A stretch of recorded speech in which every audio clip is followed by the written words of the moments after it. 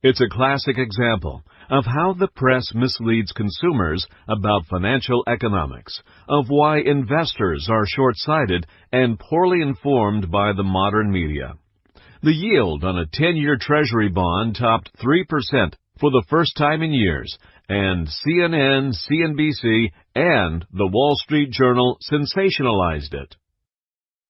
In a segment that aired on CNN's early morning news show, and that's posted on CNN's website, CNN's chief business correspondent hypes the rise in the 10-year bond yield, saying it's, quote, freaking out some very smart money people, and rattling the stock market, before she incorrectly reports that the yield curve is flattening. The Wall Street Journal also made the 3% bond yield milestone sound ominous in a front-page above-the-fold article, hinting at a possible end to the bull market. And CNBC also stoked fears in its coverage, quoting a billionaire bond pundit who has repeatedly issued dire warnings that were wrong. The coverage may attract viewers and clicks, but it is misleading. Contrary to CNN's coverage, the yield curve did not flatten. Since early April, the yield curve has actually steepened slightly. Long-term bond yields have risen, while the Fed funds rate stayed about the same.